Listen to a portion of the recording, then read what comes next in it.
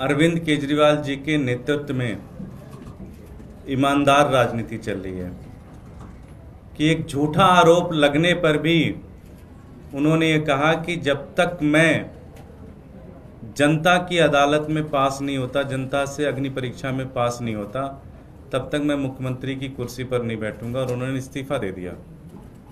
शायद दुनिया के अंदर ऐसा कोई एग्जाम्पल नहीं होगा कि जब खुद मुख्यमंत्री या कोई भी पद पर बैठा हुआ व्यक्ति ये कहे कि मैं, चूंकि मेरे ऊपर ये आरोप लगे हैं, मैं इससे इस्तीफा देता हूं और तब तक नहीं बैठूंगा जब तक जनता मुझे बेकसूर साबित ना करे।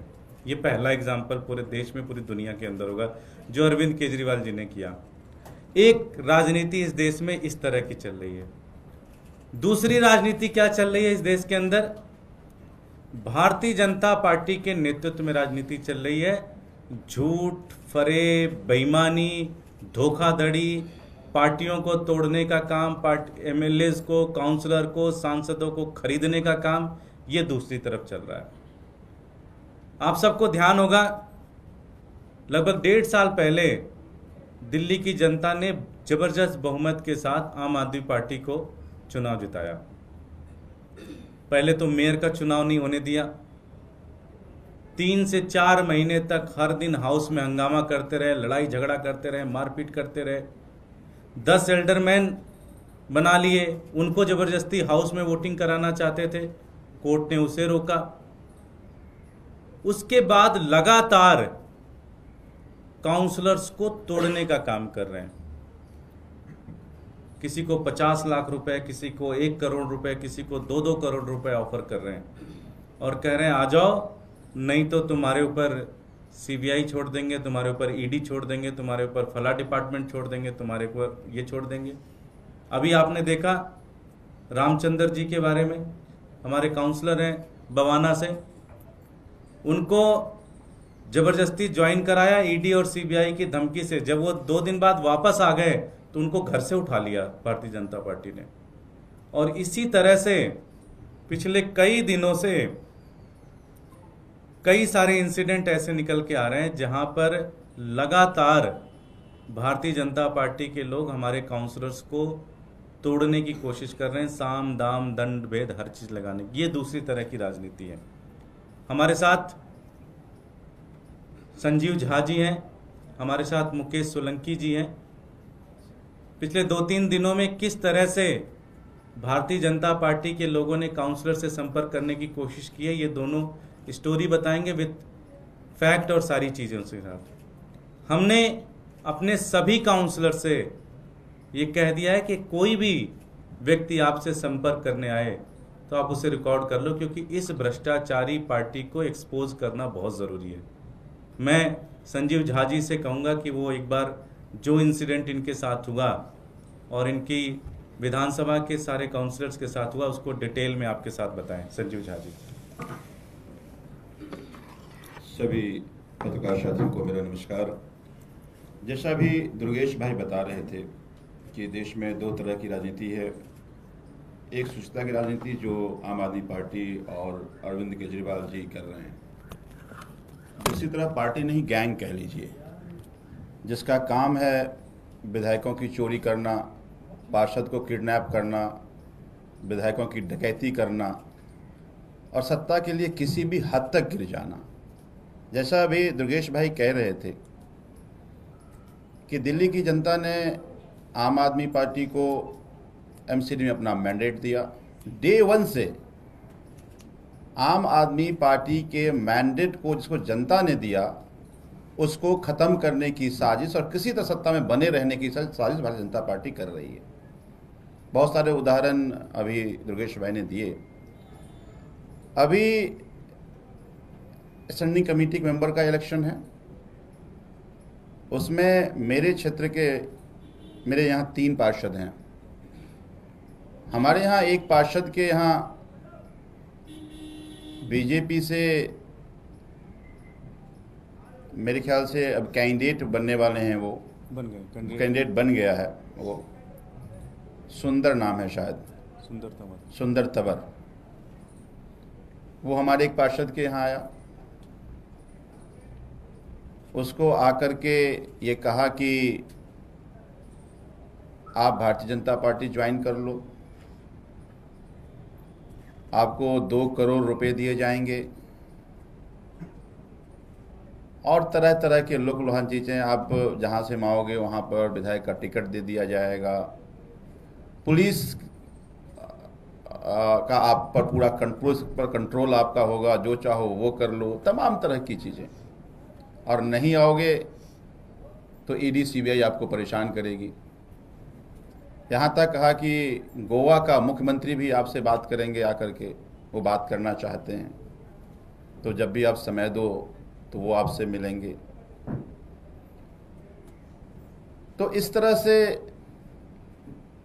हमारे सभी पार्षदों के पास जा कर के उसको लालच दे कर के, साइलेंटली डरा करके खरीदने की कोशिश कर रहा है।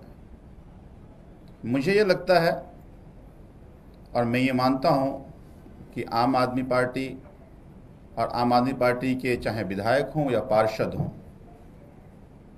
इतनी आसानी से हमारे पार्षदों को ना तो तोड़ सकते ना खरीद सकते।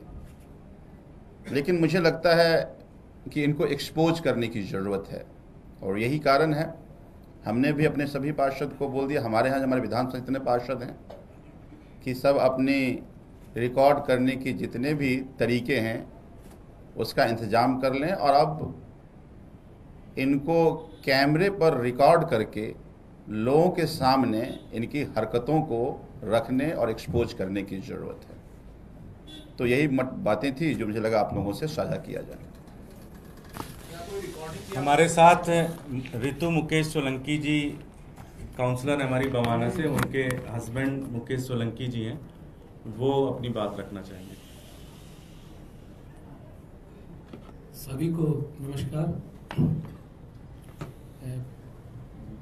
पहले भी मेरे पास कई बार ऐसे लोगों को भेजा गया, लेकिन कल मेरे पास कुछ परिचितों का फ़ोन आता है कि आपसे मिलना है और बात करनी है। तो मैंने बोल दिया कि मिल लेते हैं। फिर मुझे ऑफ़र दिया गया कि आप स्टैंडिंग कमेटी में बीजेपी को वोट करें, और कई जगह से आए ये, कई सोर्सेज से वो मेरे से कांटेक्ट करना चाह रहे हैं। तो तुरंत मैंने ये बात, पहले मैं हल्के में ले लेता था क्योंकि मैं आम आदमी पार्टी का कट्टर सिपाही हूँ। अरविंद जी ने, दुर्गेश भाई ने, दिलीप भाई ने, मनीष जी ने, संजय भैया ने मेरे पे आशीर्वाद रखा है। मैं 15 साल बीजेपी में रहा हूँ। मैं 15 साल बीजेपी में काम करके अन्ना आंदोलन में मैं भैया के साथ जुड़ा, इनके सबके साथ जुड़ा। तब से लेके मैं पहले हल्के में लेता क्योंकि हम ईमानदार आदमी हैं। लेकिन कल मुझे लगा कि मुझे ये बात बतानी चाहिए भैया को, और मैंने भैया को फ़ोन किया कि मेरे पास फ़ोन आ रहे हैं लगातार कि वोट करें स्टैंडिंग कमेटी में, और ऑफ़र भी दे रहे हैं। लेकिन हम ईमानदार आदमी हैं, हम किसी से ना टूटेंगे और ना बिकेंगे। अरविंद जी के साथ हैं, अरविंद जी ने, मनीष जी ने, सब ने जेल तक काटी है, तो हम गद्दारी बिल्कुल नहीं करेंगे। बस यही कहना चाह रहा हूँ, और आपके माध्यम से यही बताना चाह रहा हूँ सभी निगम पार्षदों को, आप सबके पास ऐसे ऑफर आएंगे और किसी को टूटना नहीं है। धन्यवाद। मुकेश कुमार। ये देखिए, समय आने पर वो सारी चीज़ें जानकारी दी जाएगी। मेरी विनती ये है कि पहले तो मीडिया के साथी सुंदर तंवर साहब से पूछें कि कल वो दिन में बुरारी क्या कर रहे थे, उनका लोकेशन क्या था, कहाँ गए थे, किससे मिलने गए थे, उससे पता चल जाएगा। दूसरा, अगर दिल्ली पुलिस इस बेईमान पार्टी को एक्सपोज करना चाहती है तो सुंदर तंवर के फ़ोन नंबर पे लोकेशन आप पता कर ले वो कहाँ थे। रिकॉर्डिंग हम नहीं कर पाए, हम तैयार नहीं थे पहले से, अदरवाइज हमने रिकॉर्डिंग भी की होती।